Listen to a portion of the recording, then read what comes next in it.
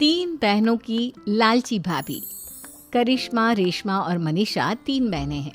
उनका एक भाई भी है, मयंक। मयंक अपनी बहनों को बहुत प्यार करता है, लेकिन मयंक की पत्नी सविता इस मामले में मयंक से बिल्कुल ही अलग है। वो अपनी ननदों का जितना बुरा कर सकती है उतना बुरा करती ही रहती है और अपनी ननदों पर हुक्म भी चलाती है। करिश्मा, करिश्मा, तुमने अभी तक नाश्ता नहीं बनाया? तुम्हारे भैया को ऑफिस जाने में देर हो रही है। हाँ भाभी, बस अभी बनाती हूँ। करिश्मा, तुम ये ढीलापन छोड़ दो। कल को पराये घर जाना है।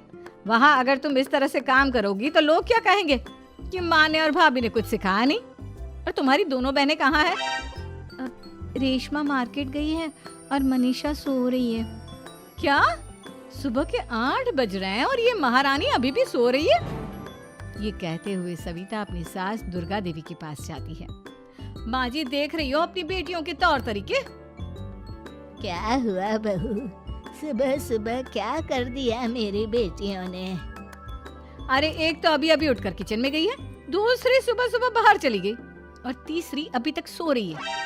क्या करूं मैं इन तीनों का, मैं तो परेशान हो गई हूँ। जा जाकर उठा उसे और रेशमा से मैं बात करती हूँ। सविता सीधा मनीषा के कमरे में जाती है और उससे कहती है, महारानी जल्दी उठो, सूरज सर पर आ गया है। भाभी थोड़ी देर और सोने दो ना, मैं रात को लेट सोई थी। वो क्या ना, यूनिट टेस्ट चल रहे हैं। शराफत से उठती है या नहीं, या फिर पानी की भरी बाल्टी डालूं तेरे ऊपर?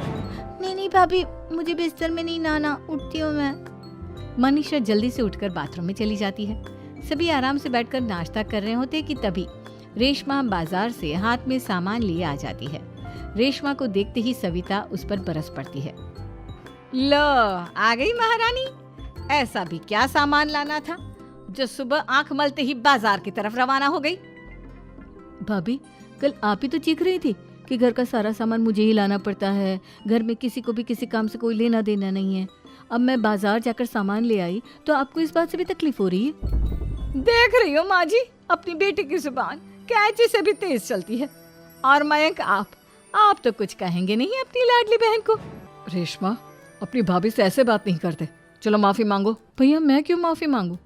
आप भाभी से बोलिए ना कि हम पर कम हुक्म चलाया करे। हम इस घर की बेटियां हैं और आपकी पत्नी की ननद है, नौकरानी नहीं। लो कर लो बात। इनकी भलाई के लिए कुछ भी बोलो तो इन्हें बुरा लग जाता है। इस घर में यही इज्जत है मेरी। देख लो माँ जी, आपकी बेटी किस लहजे में मुझसे बात कर रही है। सविता वहाँ से चली जाती है। मयंक को बहुत गुस्सा आता है, वो भी वहाँ से चला जाता है। फिर करिश्मा रेशमा को समझाती है, रेशमा, तुम्हें भाभी से माफी मांग लेनी चाहिए थी ना। लेकिन दीदी, मैंने कुछ किया ही नहीं, तो मैं माफी क्यों मांगू? हाँ करिश्मा दीदी, रेशमा दीदी जैसे ही घर में आई भाभी ही उन पर चिल्ला रही थी। हाँ, मैं मानती हूँ कि गलती भाभी की थी। मैं तो इसलिए बोल रही हूँ कि भाभी ने माँ को तो पूरी तरह अपने वश में कर लिया है। वो हमारी बात सुनती ही नहीं। मयंक भैया हमारे लिए हमेशा खड़े रहते हैं, इसलिए उनकी बात का मान तो तुम्हें रखना चाहिए था ना। कोई फायदा नहीं दीदी, कुछ दिनों की बात और है, भाभी उन्हें भी हमारे खिलाफ भड़का देंगी।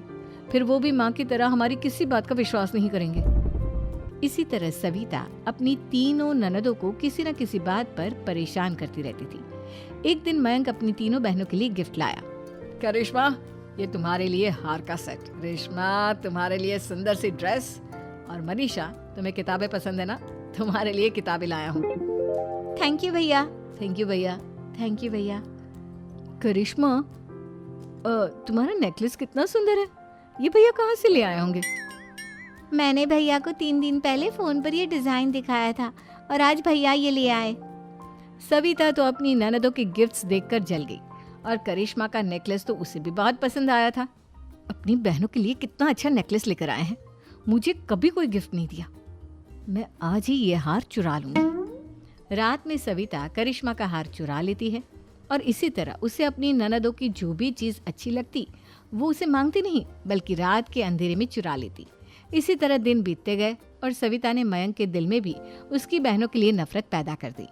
एक दिन मयंक ने करिश्मा और रेशमा के लिए रिश्ता देखा और ये बात उसने घर में सबको बताई। माँ, करिश्मा और रेशमा के लिए बहुत अच्छा रिश्ता आया है, वो लोग कल इन्हें देखने आ रहे हैं।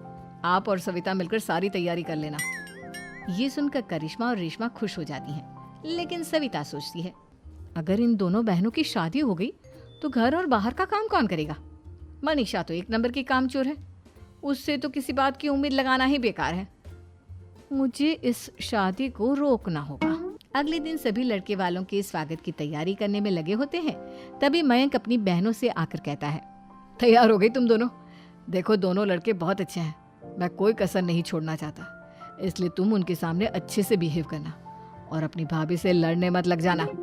करिश्मा, तुम वो नेकलेस पहन लो ना जो मैं तुम्हारे लिए लाया था। भैया मैं बहुत देर से वो नेकलेस ढूंढ रही हूँ, लेकिन मुझे मिल ही नहीं रहा। क्या तुमने नेकलेस खो दिया? तुम्हें पता भी है वो कितना महंगा था? तुम कोई काम ढंग से नहीं कर सकती। मयंक गुस्से में वहां से चला जाता है। थोड़ी देर बाद लड़के वाले भी आ जाते हैं। वो दोनों बहनों को पसंद कर लेते हैं और रिश्ता पक्का हो जाता है। लेकिन सविता के दिमाग में तो कुछ और ही खिचड़ी पक रही थी। वो पंडित जी के पास करिश्मा की कुंडली लेकर जाती है और उन्हें पैसे देकर करिश्मा की कुंडली बदलवा देती है। जब लड़के वालों के पास करिश्मा की कुंडली जाती है तो वो दुर्गा को फोन करते हैं। बहन जी, हमने करिश्मा की कुंडली अपने पंडित जी को दिखाई थी। आपकी बेटी की कुंडली नहीं बल्कि दोषों का पिटारा है। देखिए, मैं और मेरे पति इन सब बातों में बहुत विश्वास करते हैं, इसलिए हम आपकी बेटी से अपने बेटे की शादी नहीं करा सकते। इस तरह करिश्मा का रिश्ता टूट जाता है और सभी घर वालों को बहुत दुख होता है। अब कविता सोचती है, चलो करिश्मा का तो रिश्ता टूट गया, अब रेशमा का भी रिश्ता तोड़ना है। क्या करूं? अब सविता आवाज बदलकर किसी अननोन नंबर से रेशमा के होने वाले ससुराल में फोन करती है। हेलो, मैं कौन हूँ कौन नहीं ये आपके लिए जानना जरूरी नहीं, बस इतना सुन लो कि रेशमा का 2 साल से किसी के साथ अफेयर चल रहा है। बस रेशमा का रिश्ता तोड़वाने के लिए सविता का इतना कहना काफी था। अब रेशमा का भी रिश्ता टूट गया। मयंक और दुर्गा देवी ने रेशमा को खूब खरी खोटी सुनाई और उससे बार बार उस लड़के के बारे में पूछने लगी। आप दोनों मुझे क्यों परेशान कर रहे हो? अरे कोई लड़का होगा मेरी लाइफ में तो मैं बताऊंगी ना, जब कोई है ही नहीं तो कहाँ से लाऊं मैं कोई लड़का? तो तेरे होने वाले ससुराल वालों को फोन किसने किया था? माँ मैं नहीं जानती किसने फोन किया था, मैं सच कह रही हूँ। मैं तो पहले ही कह रही थी इसकी लगाम खींच कर रखो, लेकिन मेरी सुनता ही कौन है। आप चुप रहिए भाभी, ये सब आपका ही किया धरा है। अब तीनों बहनों को विश्वास हो जाता है कि ये सब उनकी भाभी ही कर रही है। तीनों बहनें अपनी भाभी को सबक सिखाने के लिए एक वकील कर लेती है और घर में हिस्सा मांगना। देखो भैया, माँ बाप की जायदाद में जितना बेटों का हक होता है उतना ही बेटियों का, इसलिए इस घर के 4 हिस्से होंगे और हमें अपना हिस्सा चाहिए। मैंने तुम्हारे लिए क्या क्या नहीं किया और तुम इस घर में हिस्सा मांग रही हो?